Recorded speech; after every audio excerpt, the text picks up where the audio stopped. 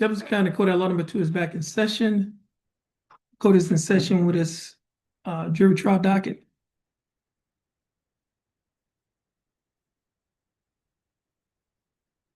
Court is in session in cause number 25 CCCR 1714.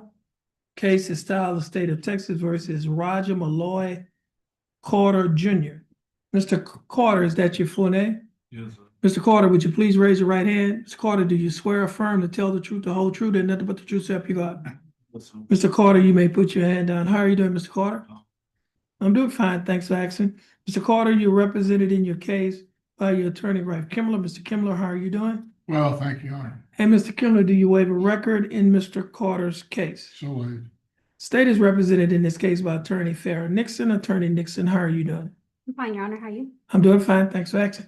Now, Mr. Carter, I have before me on my computer a document. What's wrong with the video?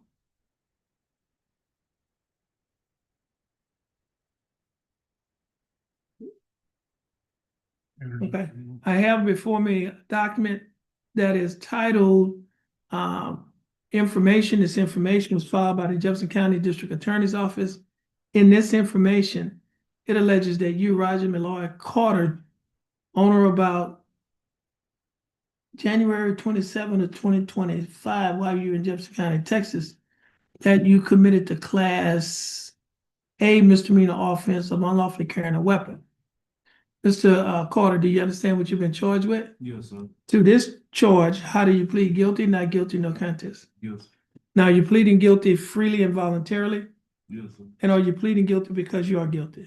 Yes, sir. Mr. Carter, I also have before me on my tablet a document that is titled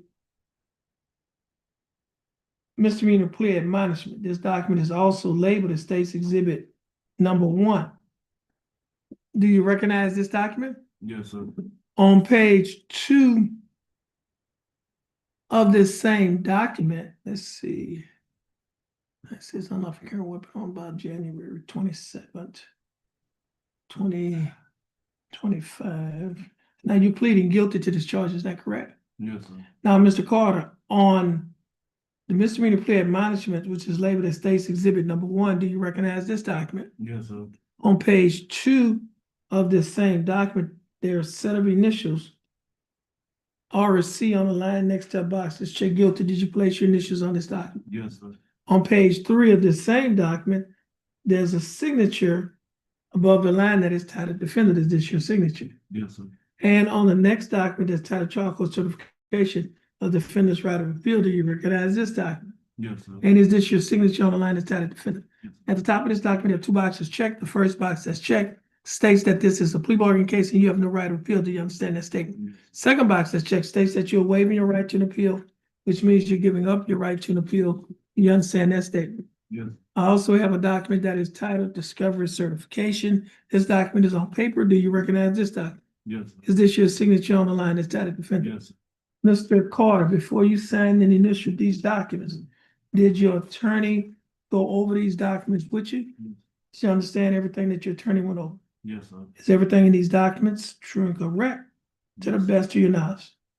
Yes, sir. Hey, Mr. Carter, are you a citizen of the United States? Yes, sir. State law for State's Exhibit 1. No objection. No objection. State's Exhibit number 1 will be admitted. Mr. Kimmler, you advised and counseled Mr. Carter. Is there any evidence that he is currently mentally incompetent to stand trial? No. And Mr. Carter, your attorney, Mr. Kimmler, has advised and counseled you. Are you satisfied with his representation? Yes, sir. Mr. Carter, I will accept your plea of guilty. I will find that you are mentally competent to stand trial. I will also find that your plea and waivers were freely and voluntarily given. And I will also find that there is sufficient evidence to find you guilty beyond a reasonable doubt. State, do we have a plea bargaining agreement? Yes, Your Honor. And what is that agreement? This is terms as follows: 15 days in county jail, time served, time actually served, non-court costs should be taxed or retired. And with the forfeiture weapon, Taurus G3, serial number ADK 747125. That's correct, Your Honor. Okay. And Mr. Carter, the state is offering that you serve 15 days in Jefferson County Jail, but you will not be required to serve any more time in the Jefferson County Jail in this case because you've already served 15 days in Jefferson County Jail. Therefore, you'll be given credit for the time that you've already served. The court costs in this case will be taxed and retired. That simply means that you will not be required to pay the court costs because the time that you have spent in jail has already paid off the court costs. Therefore, the court costs will be taxed and retired. Mr. Carter, do you understand what you have been charged with? Yes, sir. And do you understand the state's offer? Yes, sir. Okay, now, Mr. Carter, I'm granting this motion to forfeit this weapon to the Nederland Police Department. And do you think that the state's offer is fair and just? Yes, sir. And do you accept the state's offer? Yes, sir. Okay, Mr. Carter, I'll follow the plea bargaining agreement that you have entered into with the state. Mr. Carter, you'll stand next to the bailiff, follow her directions. Once you're finished following her directions, you're free to go, and you have a blessed day. Thanks. Okay, Yeah, I need to go call drug court. To let Okay. them know I'm gonna be in trial. Okay. actually, Because I'm supposed to do a hearing. okay. And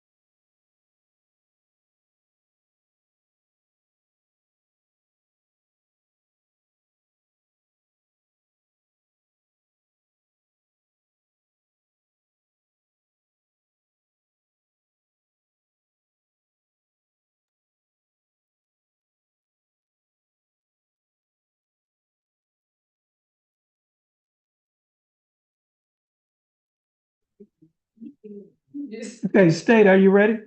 State's ready, Your Honor. Okay, Defense, are you ready? Ready. Okay, Ms. Mosby, you can get the panel.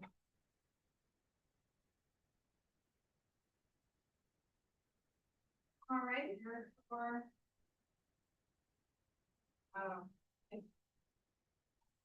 Two, Judge Holmes, I'm gonna call your name and number is gonna follow with it. And he's gonna direct you to, where to sit when you want. All right, Malcolm.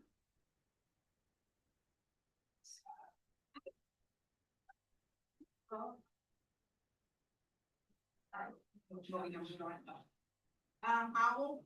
Ms. Knight, you're gonna walk up to that first row behind the wall, and you're gonna take that first chair all the way on the end.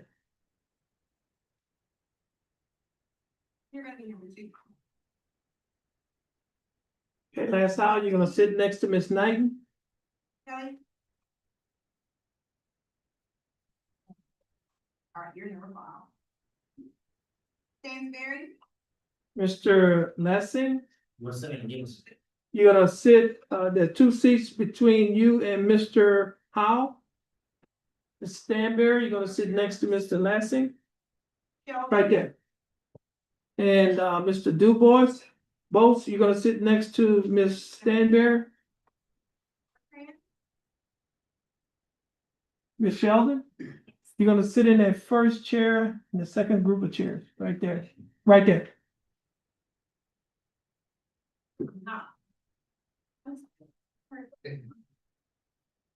Trump, Mr. Bertrand, you'll sit next to Ms. Sheldon. come in. Mr. Trong, you'll sit next to Mr. Bertrand. Armstead, Mr. Cummings, you'll sit next to Mr. Trong. Aguilar, Mr. Armstead, you'll sit next to Mr. Cummings.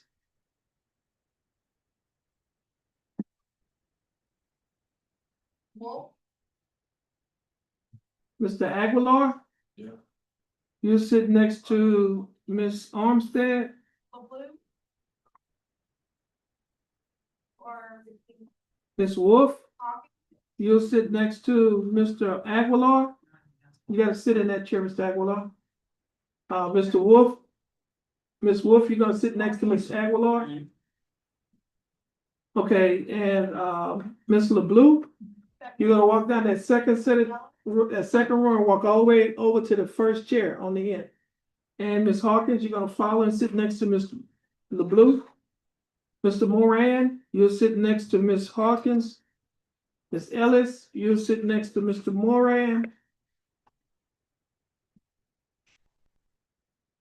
Wow. Right, got it. 19. Yeah, hold on. You can, I'm gonna go on. Thank you. Go ahead, go ahead. Have a loquacious bell if you are. Yes. Okay, Mr. Kirby, you'll sit next to Ms. Ellis.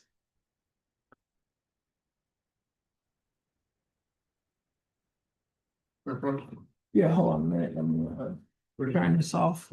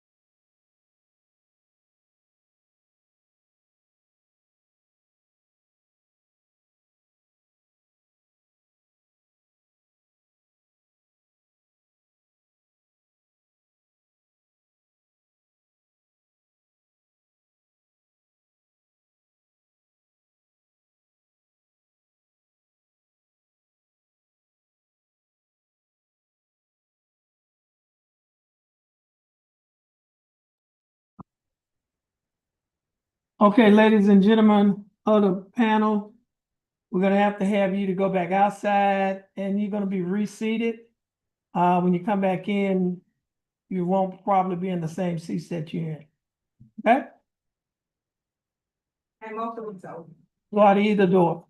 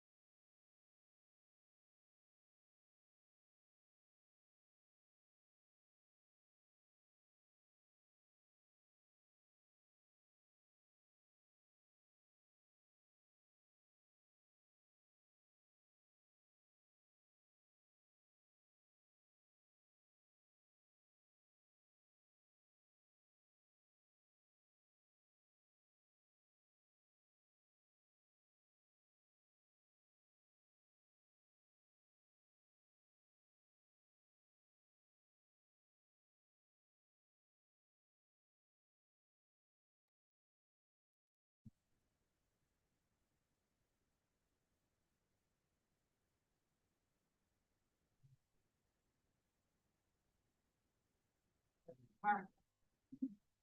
Right.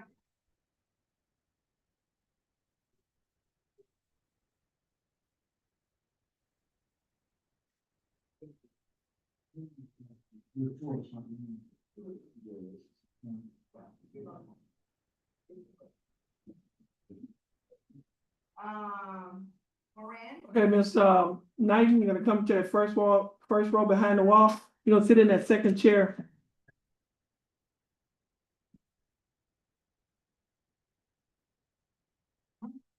Moran, Moran, you're gonna sit next to Miss Knighton. Book, Mr. Bertrand, you're gonna sit next to Mr. Moran. Cummins, Ms. Wolf, you'll sit next to Mr. Bertrand. Mr. Cummins, you'll sit next to Ms. Wolf. Sheldon, Mr. Aguilar. Yeah. You'll sit next to Mr. Cummings. Mr. B, Ms. Sheldon, you're gonna sit in that second chair next to the one that is, yes, right there. look at them. Mr. Kirby, you sit next to Ms. Sheldon. And Ms. Hawkins, you sit next to Mr. Kirby. Powell, The last thing, you sit next to Ms. Hawkins.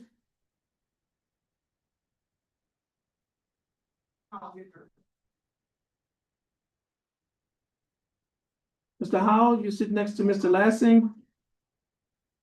Bell, And Sarmstead, you sit next to Mr. Howell.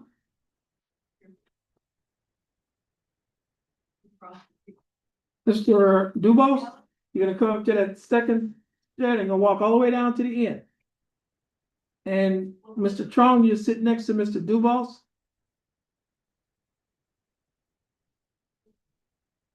Miss Ellis, there's a seat between you and Mr. Trong. Miss LeBlue, you sit next to Miss Ellis. And Miss Stanberry, you sit next to Miss LeBlue.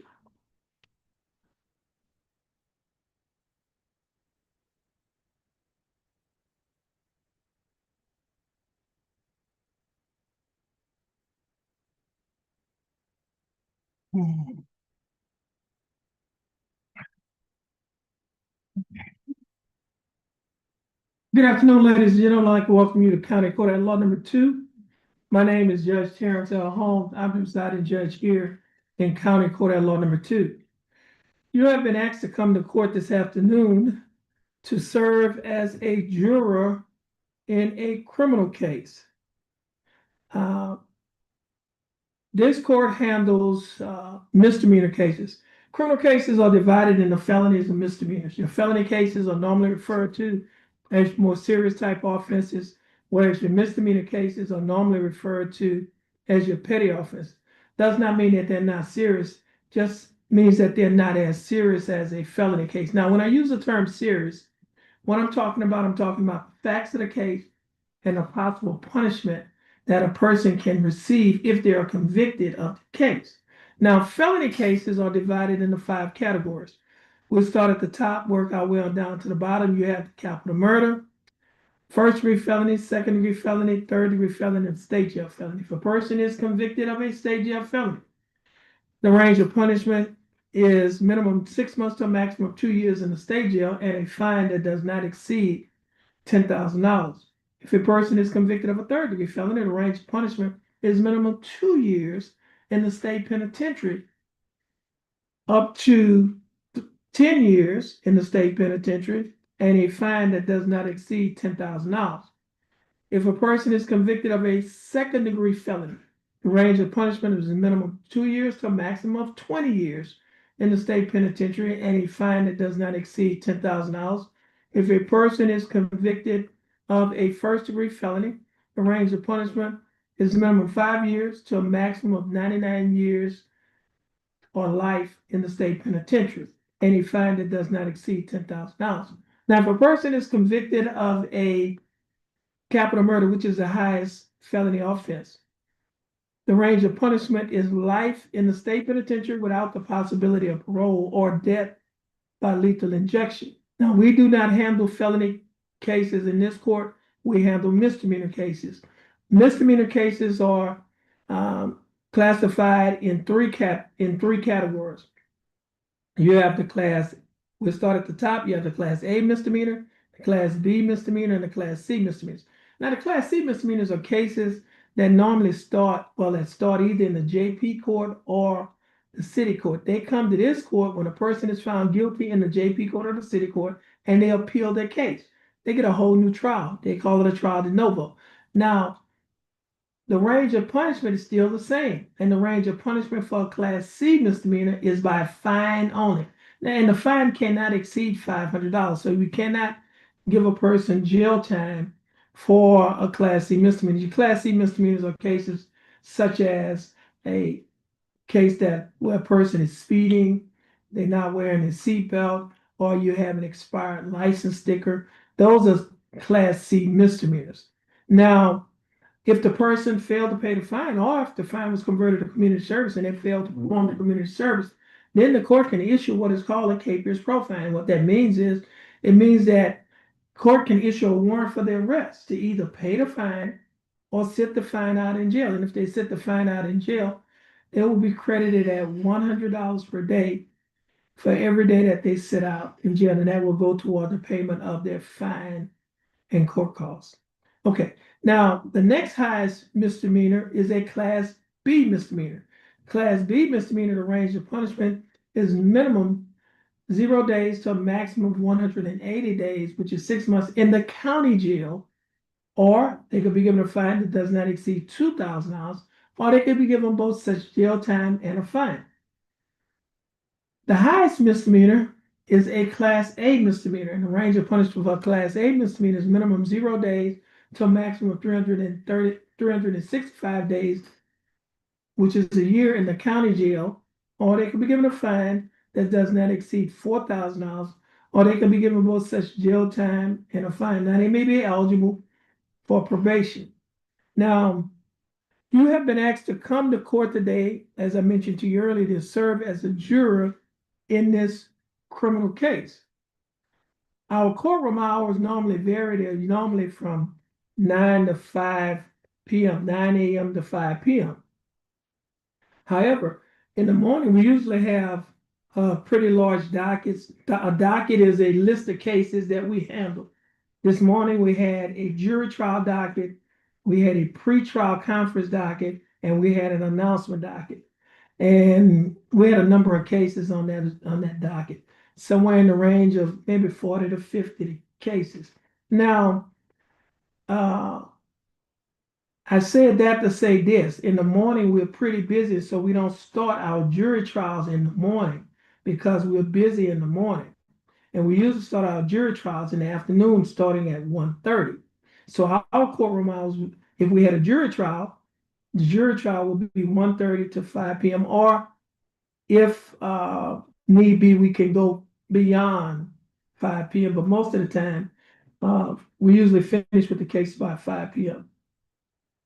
Whether you are selected as a juror today or not, you are performing a significant service which only free people can perform. If selected, this case will be tried expeditiously, consistent with justice, which require a careful and impartial and correct trial. If selected on the jury, unless instructed otherwise, you will be permitted to separate yourself for recess, for meals, and at night. Now, at this time, I must perform one of 2 administrative matters. So at this time, I need each and every one of you to raise your hand. And once I finish administering this first oath to you, please say, "I do." Everyone, please raise your right hand. Do you and each of you do solemnly swear or affirm that you will make true answers to such questions as may be propounded to you by the court or under its directions touching your service and qualifications as a juror, so help you God? Please say I do. I do. Okay, you may put your hands down. The law requires that each of you must possess certain qualifications before you may be considered for service as a juror. Also, there are certain excuses and exemptions some of you may wish to claim. First, I would like to determine if all of you possess the qualifications for service on a criminal jury. It is very important that you answer these questions truthfully.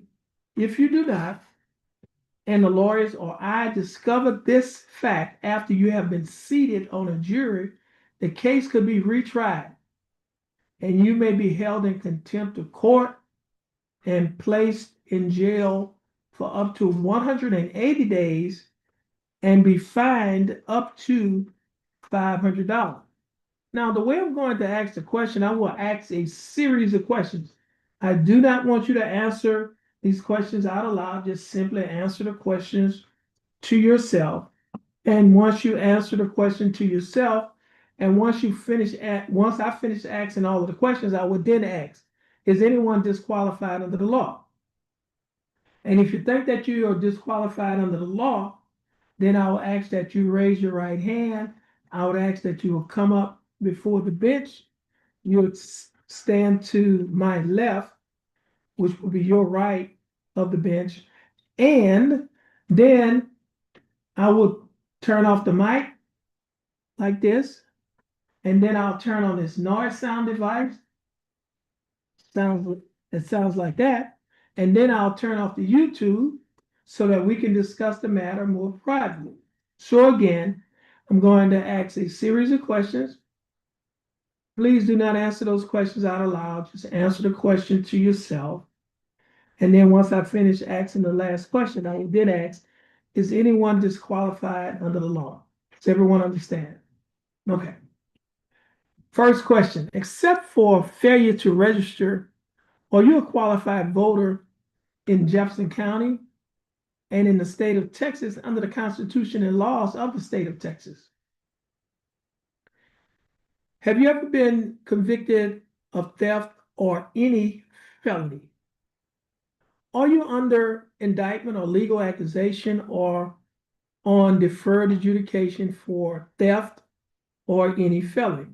Now, I always pause before I ask the next question, and I need to inform you that I'm required to ask this question by law. I'm not trying to pry into your personal affairs. And the next question is as follows. Are you presently insane or have you been declared insane by any mental health or judicial official? Are you 18 years of age or older? Are you a citizen of the United States? Are you a resident of Texas and a resident of Jefferson County? Are you of sound mind and good moral character? Are you able to read and write the English language? And this is the last question. Have you served as a petty juror for 6 days in the preceding 3 months in a county court or 6 days in the preceding 6 months in a district court? Is anyone disqualified under the law? Let the record reflect that no one is raising their right hand. So at this time, all members of the panel are qualified. Now I will move to exemptions. I will determine if anyone who is otherwise qualified to be a juror wishes to claim one of the following exemptions. You may claim any of the following exemptions if you choose to, but you are not required to claim them. If one of these applies to you, but you still desire to be considered as a juror, just remain seated. Now, I will ask these questions in the same manner that I asked the previous set of questions. That is, I will ask a series of questions. I do not want you to answer those questions out loud. Just answer them to yourself. And then when I ask the last question, I will ask if anyone will be claiming an exemption. First question. Are you over 75 years of age? Do you have legal custody of a child or children under the age of 12 years? And jury service would necessitate leaving the child or children without adequate supervision. Are you a student in a public or private secondary school? Are you enrolled and in actual attendance at an institution of higher education? Are you an officer or employee of the Senate, House of Representatives, or any department, commission, board, office, or other agency in the legislative branch of state government?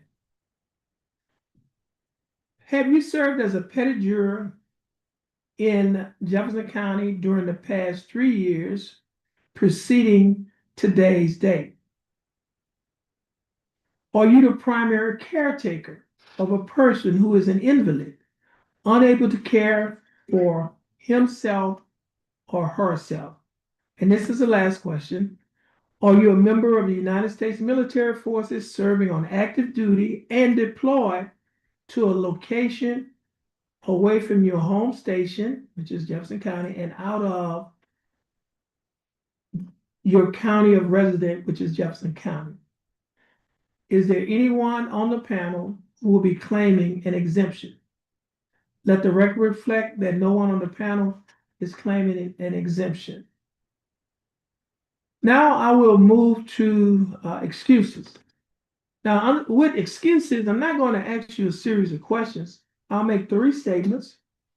And if you'd like to claim an excuse based on any one of these 3 statements, when I ask if anyone would like to claim an excuse, just please raise your right hand. And so the first statement is as follows. A juror may be excused for observance of a religious holiday upon completing an affidavit as required by the Texas Code of Criminal Procedure, Article 29.012C.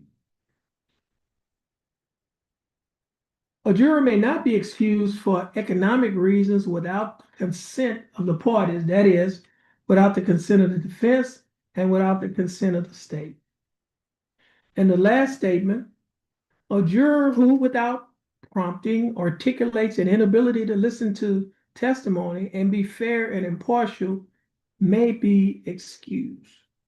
Is there anyone on the panel who will be claiming an excuse? Let the record reflect that no one on the panel is claiming an excuse. So at this time, the record will reflect that all members of the jury are qualified. No members of the panel is claiming an excuse, and no one is claiming an exemption.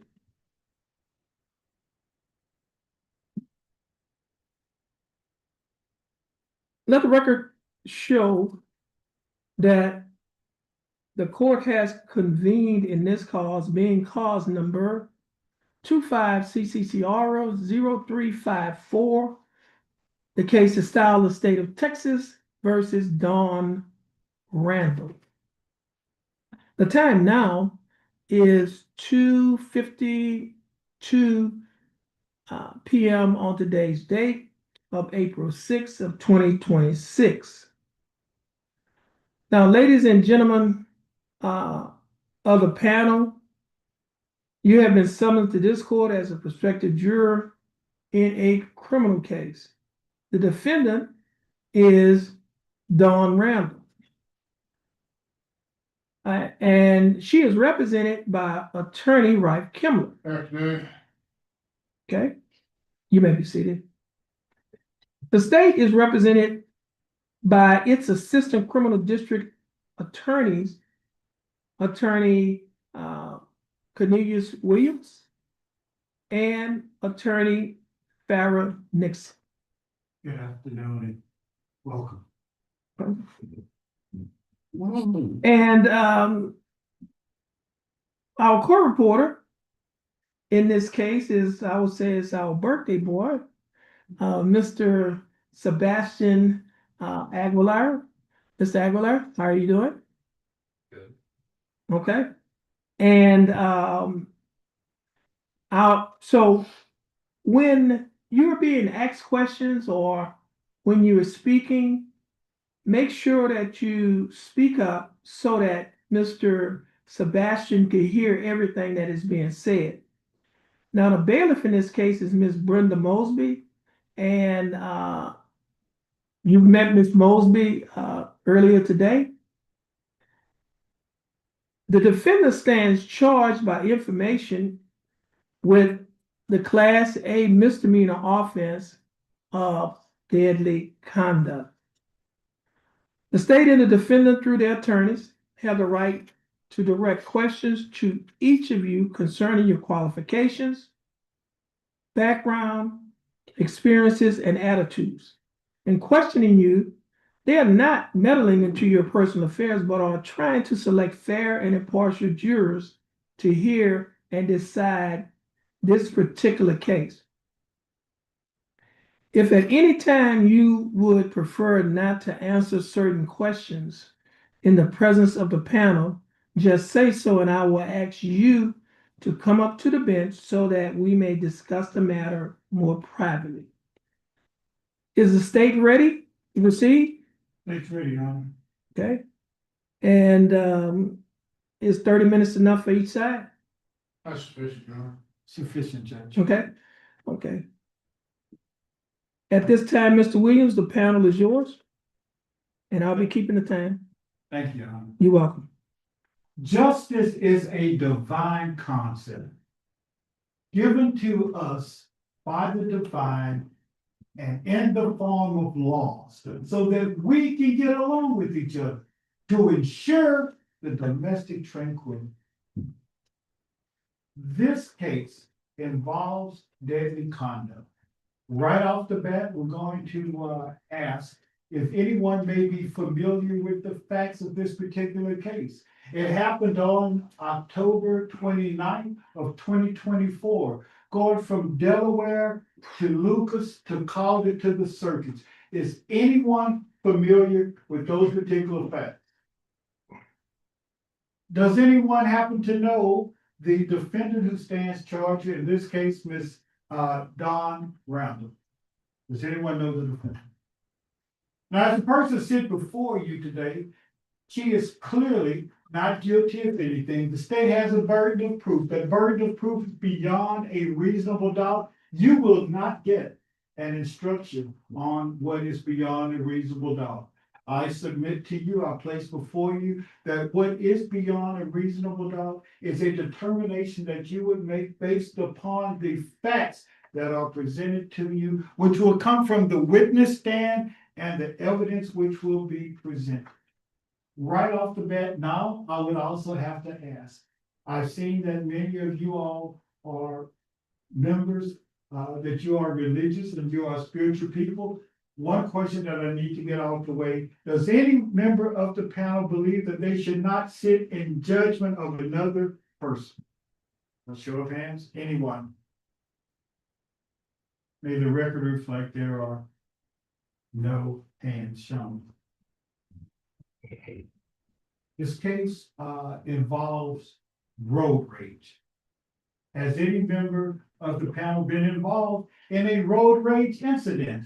Show of hands, if anyone has. We have juror number, okay. Juror number 6, Mr. Cummings? Yes, correct. Let me see the other hands and then we'll come back.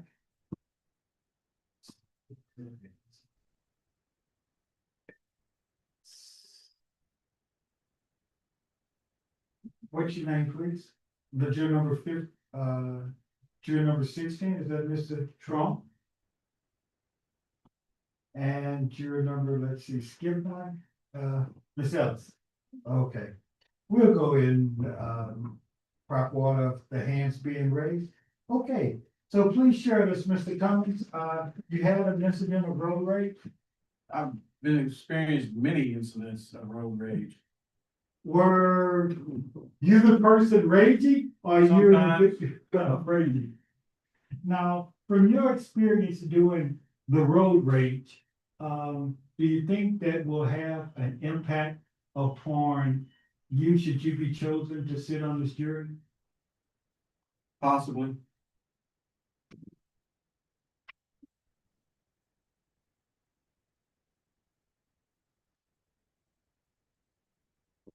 Moving on, Mr. Strong, have you experienced road rage?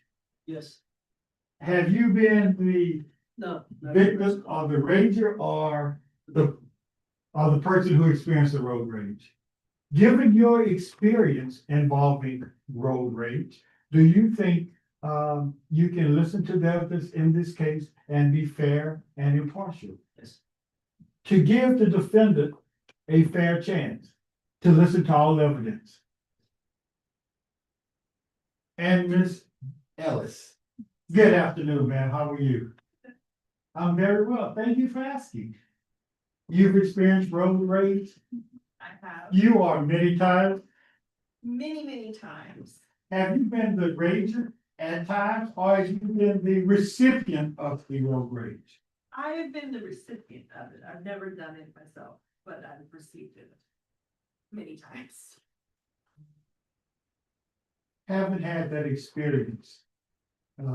Can you sit and be fair and judge the facts and evidence of this case? In a fair and proper manner? Yes, I can.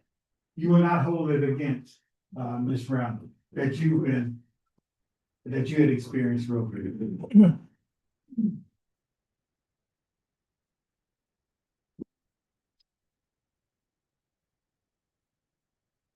Realizing that we live in the wonderful state of Texas, as well as in wonderful East Texas. By show of hand, how many of us are gun owners?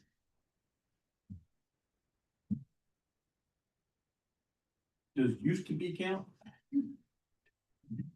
Yes, we're gonna throw it up, okay, okay.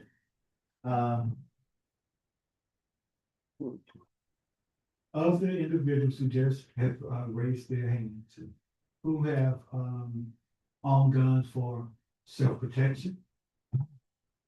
Self-protection.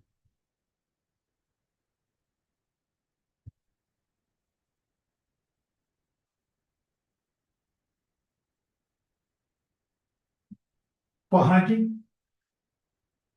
Okay.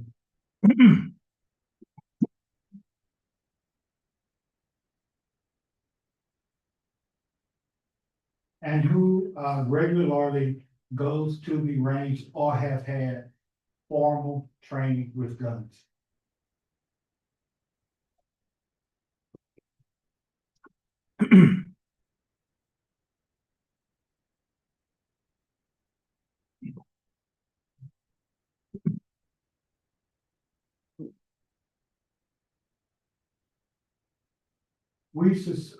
We expect that the following individuals will be called to testify in this case. We have Ty Hallmark. Does anyone know Ty Hallmark? His wife, Lauren Hallmark. May the record reflect no hands thus far. Police officer Robert Parsley. Police officer Robert Parsley. And Detective Heather Wilson of the Beaumont Police Department. And Shayla Rawls, she would just be called, she is the 911 supervisor and dispatcher. There would be Shayla Rawls of the Beaumont Police Department.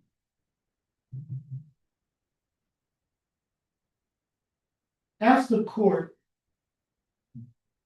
was speaking with you all earlier, it talked about misdemeanors and things, of course, being petty offenses and where felony cases are more serious offenses. This case involves, it is called a deadly conduct. The state must present and show certain elements to be proven, which should be proven beyond a reasonable doubt. The deadly conduct I submit to you all, although it is a misdemeanor, does anyone believe that this may not be a serious case? Does anyone believe that deadly conduct, which is charged as a misdemeanor offense, is not a serious case? May the record reflect there are no hands. should you be chosen as jurors in this case, you will be charged with the awesome responsibility of assessing a punishment. Does anyone, We're going to the court of punishment. you will not be charged with assessing punishment in the case. I submit to y'all that you very well may hear arguments in reference to depriving a person of their rights, that you find that person guilty. All that I ask is that the matter be listened to, and through a fair assessment of the witnesses, because it will be up to you to judge the witnesses' credibility. You will be the sole judges of the facts of the case. The court will supply you all with the laws to interpret those facts.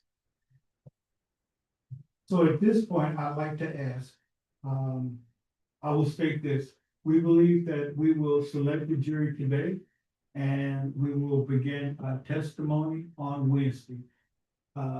We expect it to last into Thursday. Does anyone have a scheduling conflict to where they cannot be available Wednesday afternoon or Thursday afternoon? Aside from work. So noted, Mr. Cummings. Does anyone have like any medical procedures or medical exams scheduled to where they can be here or function with their child? Miss Knight, yes, ma'am. I'm sorry, what would be the time? As of course, it would probably go 1:30 to 5, and then I expect no longer than that in person. I'm a teacher, so that's why I asked, Where do you teach? special ed. Here within In Westbrook. the BISD. So your students, what grade level? Do No, you have a substitute now? uh, Who's taking care of the children? I know that you all have a special relationship, especially with, your children with the special needs, those younger adults. right now, I have not, honestly. Thank you for sharing that this time. Let's see.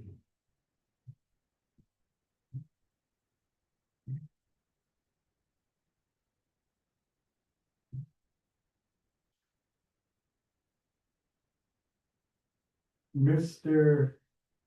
Kelly Joseph, please pronounce your last name for me. Lassane, sir. One more time. Lassane. Lassane. Yes. Okay. Louisiana? Originally. Yes, sir. What conflicts or time constraints you may have, Mr. Lassane? Dentist appointment, is that valid, or should I be expected to cancel? One more time, I'm So sorry. the dentist appointment, It's noted. We'll note it, yes, sir.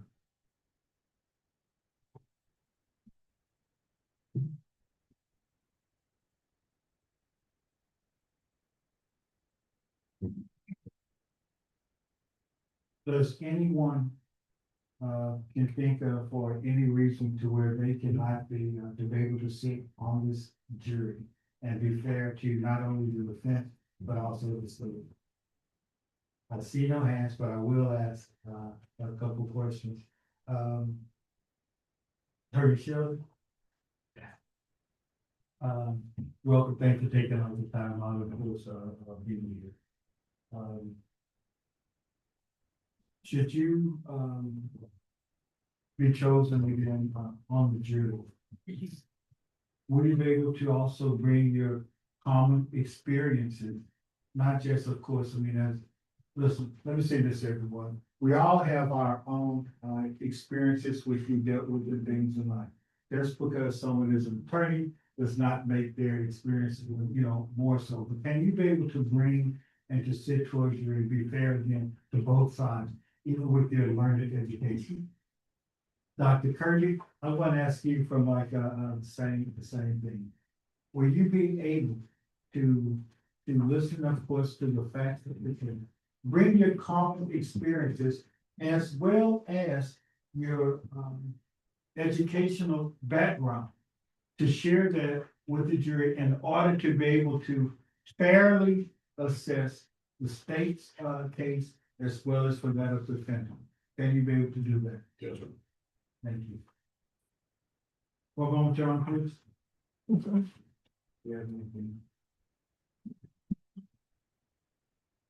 We tend to the panel, Judge. Okay. Mr. Kimmler, the panel is yours. I'll try to be short, Mr. Williams as well. It's not probably. What is it, it's actually about 10 minutes anyway, this isn't a process of jury selection, this is really a process of jury deselection, each side gets to eliminate 3 people off of the panel, so we really try to identify people who might be not favorable to our side, and then remove them from the panel. The theory is the first 6 people who don't get taken off the panel by either side are neutral enough to be fair and impartial jurors. So it's really not a process of actually picking people, it's eliminating people. So that's the idea of voir dire. The law allows me to ask you a few questions to try to identify people who might not be particularly suitable from the defense standpoint to be jurors. So in this particular case, this involves an allegation of offensive deadly conduct. Mr. Williams indicated it's commonly called road rage. Understand that's an allegation. That's the charge, it's the accusation. We've heard no evidence to this point. All that's happened up to now is that the district attorney has filed what's called a sworn information to initiate this process in a misdemeanor court to a panel jury and hear evidence. So it's incumbent upon the state to introduce sufficient evidence for those of you that are end up being on the jury to convince them beyond a reasonable doubt that all the things they have to prove are true, thus justifying conviction. If they fall short of that endeavor, if you do have a reasonable doubt about any of the facts or any of the evidence or elements of the case, they're required to prove and the verdict should be not guilty. So as we're sitting here right now, this process, Ms. Randall is presumed to be innocent, right? Everybody's heard that expression, presumption of innocence. So if you had to vote right now, guilty or not guilty, what would your vote be? Not guilty, right? Why is that? You ever heard any evidence of presumption of innocence?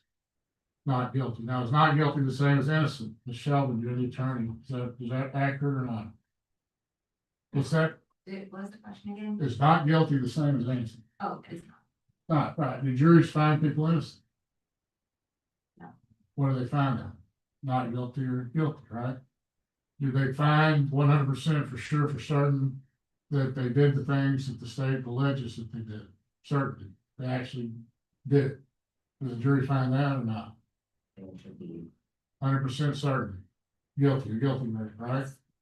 So does a guilty verdict mean 100% for sure the person committed the acts that the state has alleged they committed? Does a guilty verdict mean 100% certainty that the person committed the acts, did the acts that the state has alleged that they did? Does it? Should be. Is it or is it not? How many people agree with Ms. Sheldon, the attorney? Not picking on you. Not a criminal attorney. I hope not. You work for, Stay you way far away. need criminal defense. There's there criminal attorneys, or there's some criminal attorneys out there. I You need don't criminal know. defense. Either way. Yeah. So how many people agree with Ms. Sheldon? 100% certainty. I hope you do, actually. I hope you do agree with Ms. Sheldon on that. 100% absolute certainty that the person did the things that the state alleged. Mr. Let's see, back there on the end. What's your name? You, yeah. What's your name? Do both. Do both. What do you think? 100% certainty? To be guilty? Well, I'm a scientist, so 100%, but I think what you're saying is in my brain. Right, I firmly believe. No, not believe, no. You get believe out. No, you go 100% certain that the person did what the state said they did. Is that guilty? Yes, Okay, how do you know that?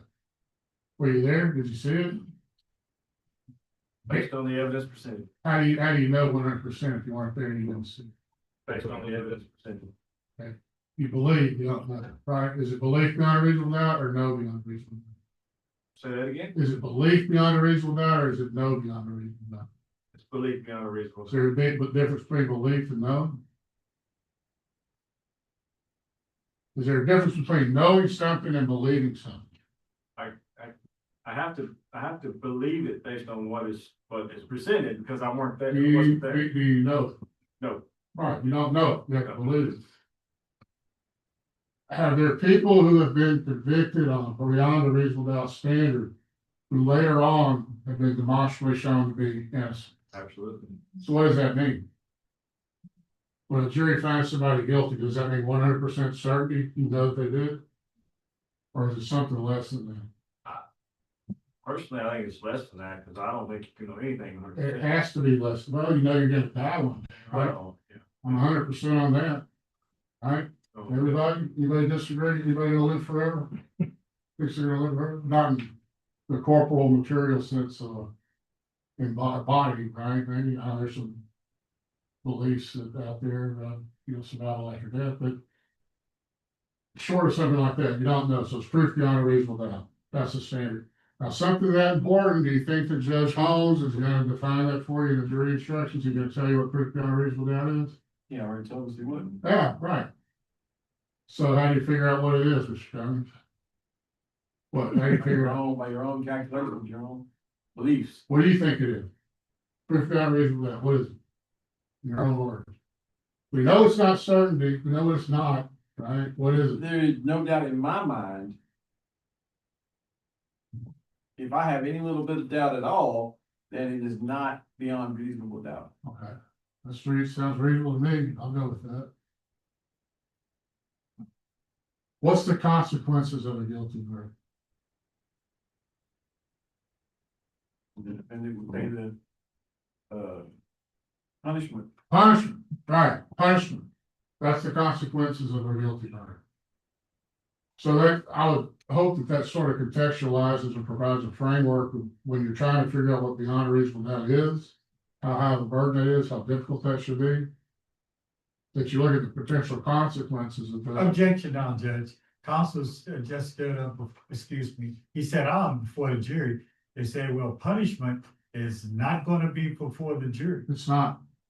But as far as contextualizing what proof beyond a reasonable doubt is, and to form an intellectual framework to enable a potential juror to establish in their own minds what the standard is, that to contextualize that, the consequences is punishment in the general sense, not a particular punishment or a range of punishment.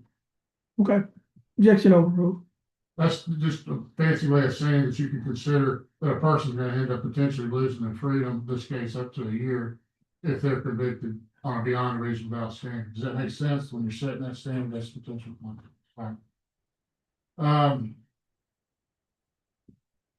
Anybody, we talked about road rage, anybody been a victim of road rage? Here that thinks that their ability to be fair and impartial will be compromised by any experiences dealing with confrontations on our public thoroughfares? No, everybody be fair and impartial. All right, anybody have any questions of me? Anybody, nobody knows Ms. Randall or the hallmarks or anything? All right, thank you. Okay, ladies and gentlemen of the panel, we're gonna ask that you step outside to use either door. We may call some of you back in for some follow-up questions. So at this time, everyone, please stand as the panel leave the courtroom. No, I wait.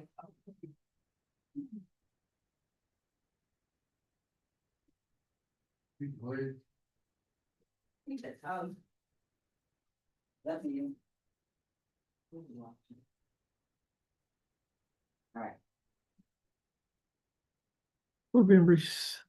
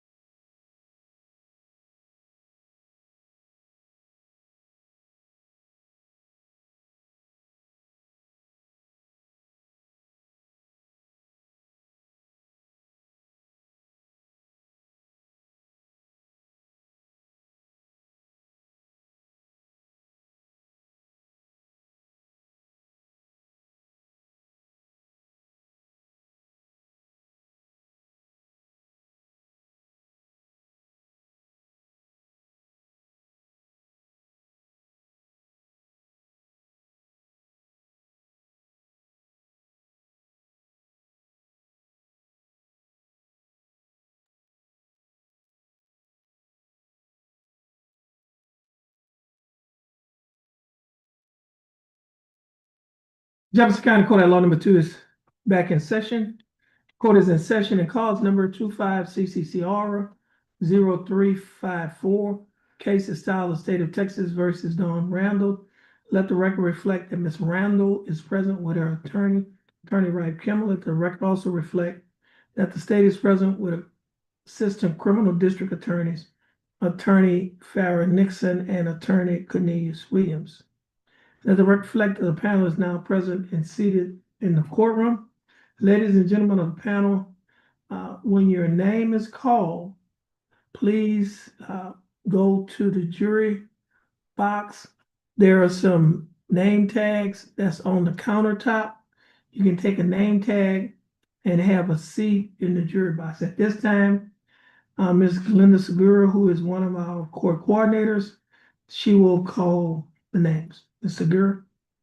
Lindsay Knight, Lindsay Knighton, Carol Wolf,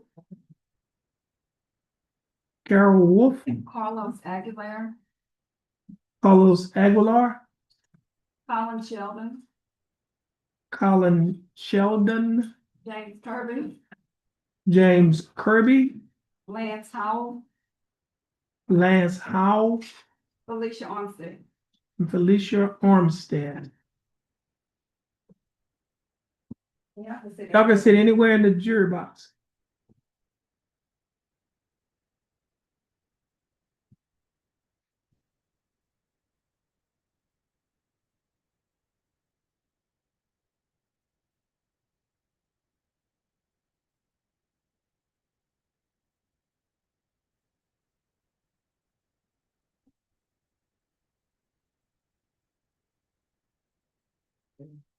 You can pin the tags on at this time.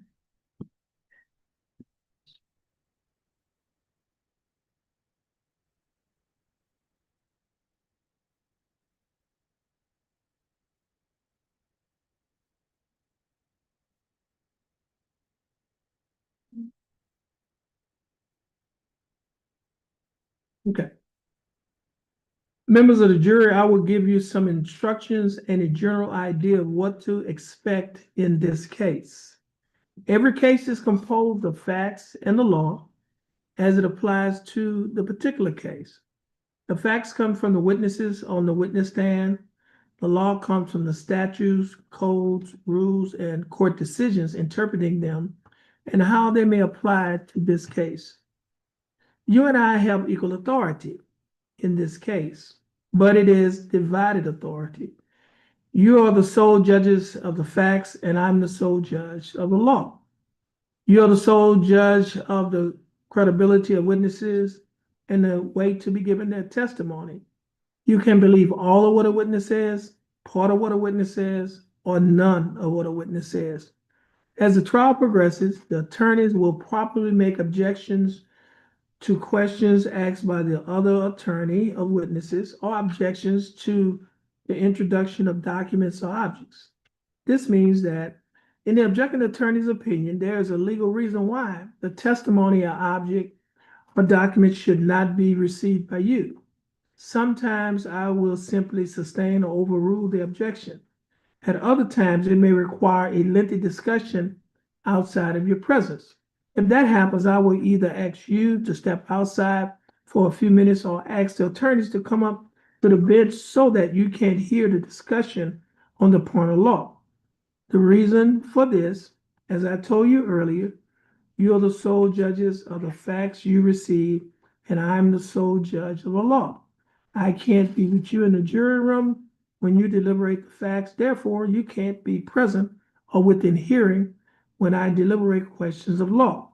The reason why I will sometimes ask you to step outside is because it is simply the most efficient way to do it.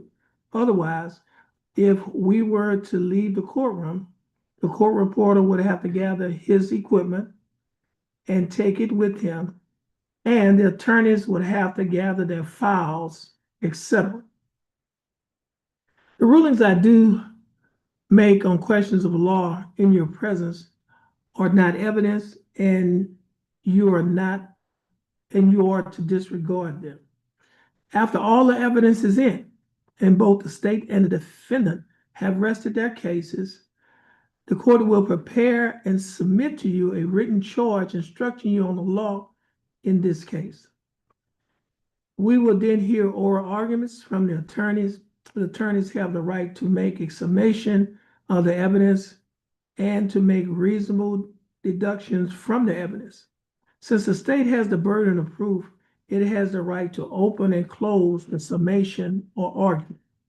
Until you retire to deliberate, do not discuss this case amongst yourselves, and under no circumstances should you permit anyone to discuss the case with you. Do not attempt to learn from any source outside of the courtroom anything about the facts of the case, nor attempt an independent investigation on your own. Don't visit the scene involved in the facts of the case. Don't read any reports in the newspaper, on social media, or watch TV reports about the case. Do not make up your mind about this case until all the evidence is in and you have been instructed on the law. Don't take notes during the progress of the trial. Don't visit other courts during a break if a trial or other proceeding is in progress.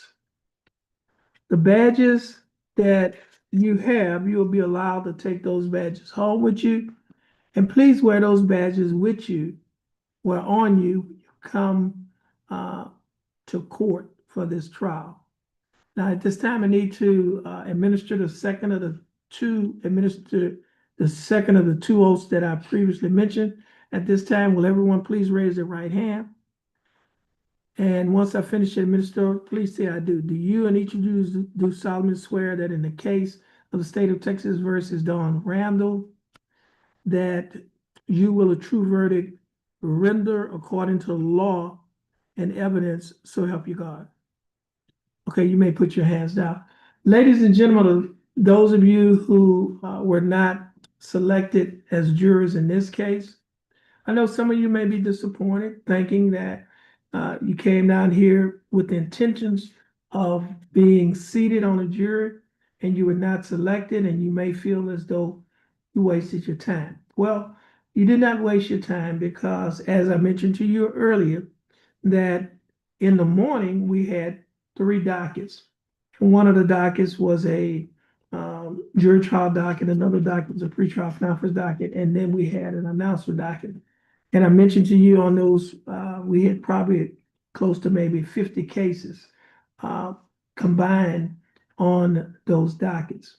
Now, the reason why I say you didn't waste your time is because before you came in here today for court, cases were moved. In essence, cases was disposed of. Before you even come to the point of having a jury trial, the state of Texas makes offers to the defense. The defense could either accept it or reject it. And it's not uncommon for some defendants to say, you know what, I'm going to reject that offer to settle this case because I believe one or two things is going to happen. One, I believe a jury is not going to show up, or two, I believe witnesses are not going to show up. But on days like today, when jurors show up and when witnesses show up, it is not uncommon for some individuals to have a change of heart. That is, they say to themselves, you know what, that offer that the state made a while back, it looks pretty good right now, and the case are disposed of. So it's because of people like you who took time out from your busy schedules to come here this afternoon that we were able to move cases today.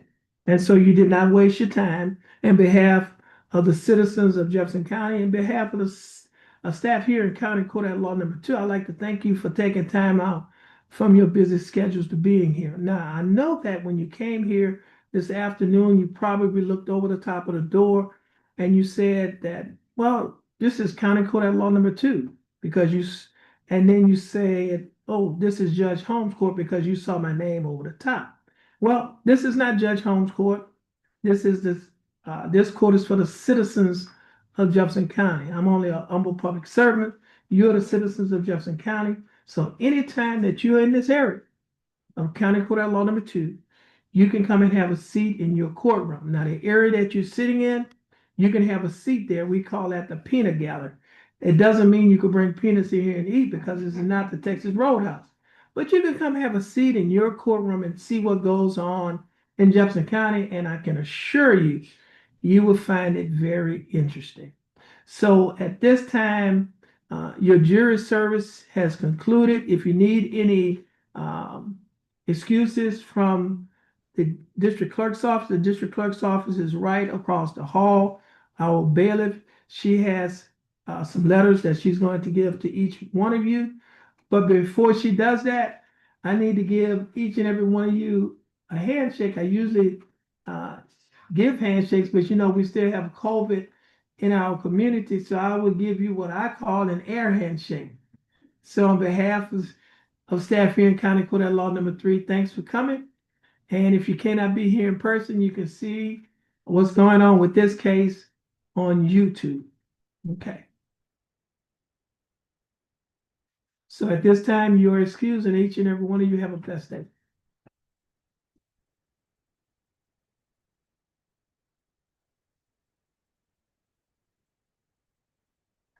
Okay, ladies and gentlemen of the panel, earlier, I think Mr. Cornelius Williams mentioned to you that this case is going to start back up. Is that correct? On Wednesday Correct. at 1:30. Yes, sir. So we need everyone to be back here for jury duty starting Wednesday at 1:30. And then just give you a little brief preview of what's going to happen on that day. The state is going to read the information. The information is a charging instrument. In felony court, they call a charging instrument an indictment. In misdemeanor court, they call it an information. Okay, so the state will read the information. The defendant will give her plea to that information, and then after she gives her plea, then the state and the defense would do what is called an opening statement. In essence, an opening statement is just what they expect the evidence to show in this case, and then the state will start with their testimony. All right. So at this time, you are excused. The court will be in recess on this case until Wednesday afternoon at 1:30. So everyone, please stand as the jury exits the courtroom.